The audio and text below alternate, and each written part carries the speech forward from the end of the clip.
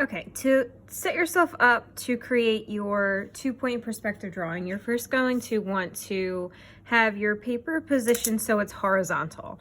That means that it's longer across than it is up and down here. So it's going to be longer this way. So you want to have it horizontally, and then you're going to draw on your horizon line. So horizontal, horizon, both connected, both in the same direction. Your horizon line is absolutely necessary in any kind of perspective drawing. And it's typically somewhere in the middle of the page. It can truly be anywhere, but for the purpose of this drawing, we're going to keep it near the center. And we're just going to make sure our ruler is straight. And we're just going to go ahead and do a light line across. This should be light, you should still be able to see it, but eventually this entire line is going to get erased. So you don't want to do it too heavy, otherwise you're going to have difficulty erasing it out when the time comes. Now, because we are working in 2-point perspective, that means we have 2 vanishing points. So we're going to place these vanishing points on our horizon line. That's where vanishing points always go in linear perspective.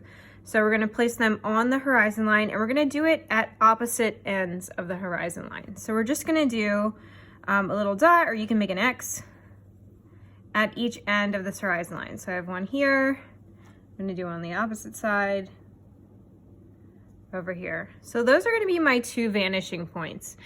Every line that I have that is going to be like the side of an object is going to connect to these vanishing points. So these points are super important. That's what controls the view of our entire drawing. So you're always going to be using these points unless you are drawing a vertical line. So if the line is straight up and down, it will always be vertical. Every other line is going to connect to our vanishing points, and those are called our orthogonal lines. So orthogonal lines always travel to the vanishing points. So just remember, if it's vertical, stays vertical. If it's a side line, if it's a parallel line, if it's the side of an object, it always goes to one of these 2 vanishing points. So we're going to start out with this drawing by drawing one vertical line. This vertical line essentially is going to be our corner. So we're making a cityscape. We're going to start with the corner, and eventually we'll see the left side of the corner and then the right side of the corner emerge. And it's all going to hinge on this first line.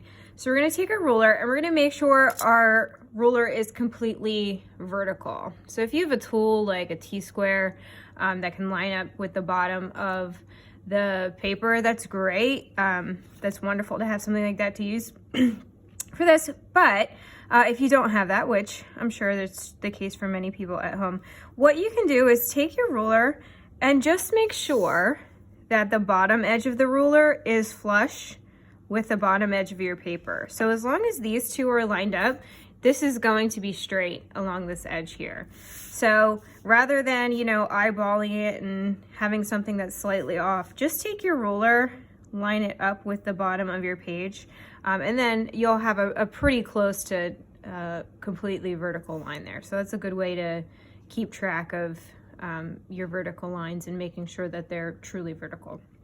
So we're going to start somewhere near the center of the page. It doesn't have to be exact, but somewhere near the center. We're going to do our first vertical line. Remember, this is going to be our corner of our drawing. So I'm going to draw my line in. I'm not going to go all the way up, but I'm going to go about, I'd say maybe 2 or 3 inches from the top or the bottom. Again, doesn't have to be an exact measurement. They don't even have to be the same, but we want to try to get maybe within 1 inch or 3 inches from the edge. And I'll leave that up to you how you want to do that. All right, so it should be generally like that. Now what we're going to do is draw in our first set of orthogonal lines.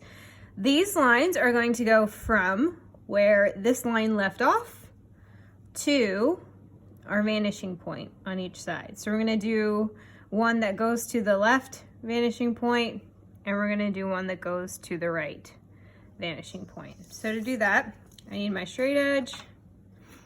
I'm going to take one end of my ruler. I'm going to place it on the vanishing point so it's touching. I'm going to just pivot the other end, slide it up until I get to the top of this line here. So when I'm at the top of the line, I have my ruler lined up at these two positions, on the top of the line and on the vanishing point. So I just want to make sure they're both in place, and then I'm going to lightly draw in my first line. I'm going to do the same thing on the opposite side. So I'm going to go from the top of this line to the vanishing point. So I'm lining it up right at this position. I'm taking my ruler, I'm placing it on the vanishing point. Double check, triple check, make sure it's always resting on the vanishing point, and on the corner of whatever you're drawing. So we want to go from the top of the line to the vanishing point. And again, these lines should be light until you're absolutely sure you want to keep a line in. Always keep it light in your drawing. Okay, so we have the top arc there. We're going to repeat that same process for the bottom of the line. So we're going to look at the bottom of the line. We're going to line up our straight edge with the bottom of the line and our vanishing point. We'll hold that in place. Lightly draw a line connecting the two. Okay, so from the vanishing point to the bottom of the line. Same thing over here on the right hand side. Line both up. Make sure we're at the end of the line and touching the vanishing point. So I'm double checking my ruler, making sure my ruler's in place, and then I would connect the two. So you're going to end up with this shape. It looks kind of like a diamond or a kite turned on its side. And this is going to be essentially your guide for how to compose the rest of the street. So what we want to do now is divide these into buildings. So in order to do that, we're going to put in some vertical lines. So remember, when we do vertical lines, those straight up and down, what we need to do is line up the bottom of our ruler with the bottom of our paper. It helps keep our line straight. Now, wherever you draw this line is going to be the edge of your building. So I want to look at that in comparison to the first line that I drew. So if I draw a line here, that means my building is going to be this thick. If I slide it further away, I'm going to have a wider building. As I'm closer to this corner, I want my buildings to be wider. As I move away, they're going to get closer together because it's going to get smaller in the backspace. We want to make it look like it's more compressed. So we want to have a little bit greater of a space here at the front than we do at the back. So I'm going to go ahead and I'm going to position mine right about here. I'm going to make sure my ruler is lined up with the bottom, making sure this is straight. These lines should be parallel. So this vertical line and this vertical line, they're the same exact distance the whole way through. If you're looking at it and it looks kind of like this, it's going to throw your perspective off. So you want to make sure that ruler is absolutely straight by using that little trick of lining up your ruler with the bottom of your page. Once that's in, you're going to go ahead and draw a vertical line. Okay, that's one side of our building. We're going to look at this side now. This is going to be the same building, only we're seeing it from the other side of it. So this is our edge. This is the front of the building. This is the side of the building, or however you want to look at it. So I'm going to do the same thing on the other side. I'm going to keep my line vertical.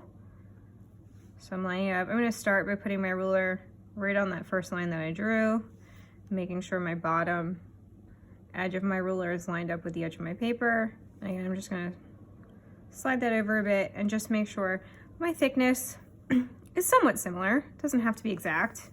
A building can be different lengths on each side, which is fine. Okay, and that's going to give me two sides of my building.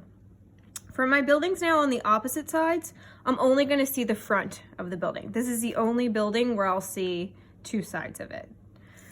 So as I move down, I'm going to draw more vertical lines, and this is going to create more buildings. So you're going to have at least 6 buildings in your artwork. You can do more than that if you'd like, but you're gonna have to have at least 6. So we already have 1. So remember, this is 1, not 2. All right, now we're on our second one. So for this, I'm just gonna draw a vertical line. All right, that creates a second building. I'm gonna slide it over a bit. I don't wanna go too wide because remember, they should start getting smaller as they get closer to the vanishing point. So I'm gonna go about the same size or a little smaller. All right, that gives me 3. And I'm gonna go ahead and do one more line. I'll do a 4th one on this side.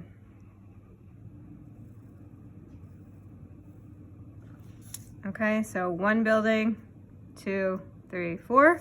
I just gotta remember I have to have 6 total. So I'm gonna do some more on this side. Again, making sure my ruler is lined up and my lines are straight. Totally vertical here. So that gives me 5 buildings. This is my 5th.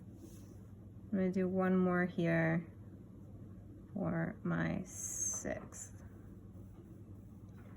Okay, so I only have to use these ones in here. This extra space, you can either erase it, or I like to just fill the rest up with some smaller buildings. I think it looks nicer for the composition,